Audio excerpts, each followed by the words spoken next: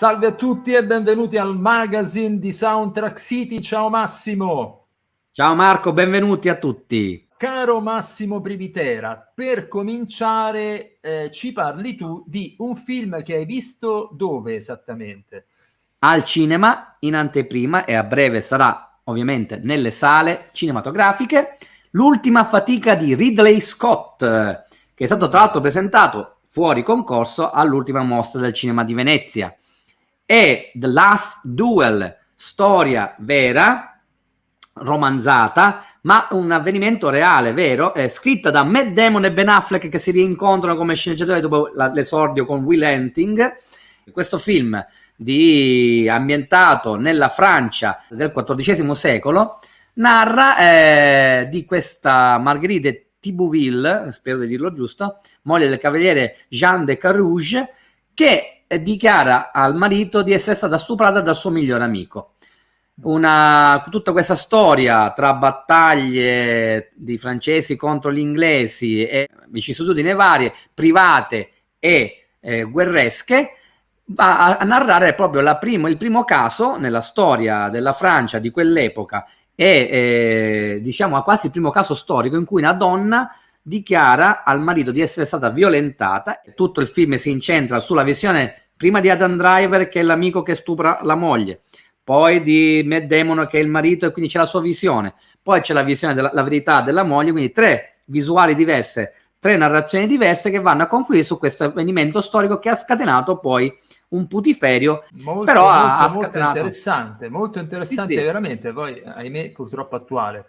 Infatti, musiche di Eric Gregson Williams, che devo dire scrive un tema medievaleggiante molto accattivante, in alcuni momenti ricorda soprattutto nelle parti diciamo più guerrafondaie il Zimmer del Gladiatore, vabbè, ma d'altronde è stato anche un suo discepolo, però è un altro, tanto la factory enorme del Zimmer padre padrone, e devo dire che però funziona alla perfezione ed è centellinata, cosa che in un film di 2 ore e mezza è strano per un film di taglio americano internazionale. Comunque, da vedere, l'attrice è quella di Killing Eve, la serie, bravissima e anche lei affascinante al punto giusto da essere quasi criptica. E tu? Allora, dunque, per quanto riguarda me, io banalmente invece questo film di cui vado a parlare, cioè Il caso Minamata, l'ho visto su Sky, o anche lo potete vedere anche su Now TV. È un film del 2020 che è uscito solo adesso praticamente da noi, regia di Andre Levitas, con Johnny Depp e con le musiche di Ryuichi Sakamoto. Allora, anche questa è una storia vera, Massimo, è la storia di Eugene Smith, un fotografo che nel 1971 si recò in Giappone perché in un piccolo villaggio, nel piccolo villaggio di Minamata, nascevano una serie di bambini con gravi menomazioni. Da qui si riesce a capire che il problema era del mercurio che andava a inquinare il mare prospiciente questa cittadina, ed era dovuto ad una fabbrica, la Cisso, che per lungo tempo ha tentato di tenere nascosto, insomma, questo tipo di problema. C'è una scena molto, molto cruda dove in sostanza il direttore di questa fabbrica dice: noi aiutiamo il mondo con questa nostra componente che noi fabbrichiamo qui, quindi pochi morti all'interno di questo villaggio è un prezzo che si può pagare. Pensa te, questa cosa è una storia peraltro, ripeto ancora, vera. O.G. Smith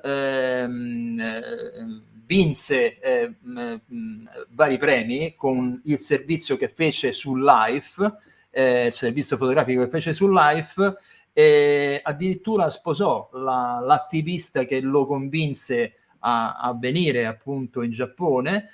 Quindi è una storia molto molto interessante. Le musiche ovviamente sono di un giapponese, cioè Ryuichi Sakamoto, e qui ci sarebbe da parlare perché in tutta la prima parte del film Sakamoto sembra quasi tenuto, cioè sembra un Sakamoto veramente con il freno a mano tirato. Quello che si sentono sono i soliti paddoni, tappetoni e sound design, anche peraltro non particolarmente interessanti.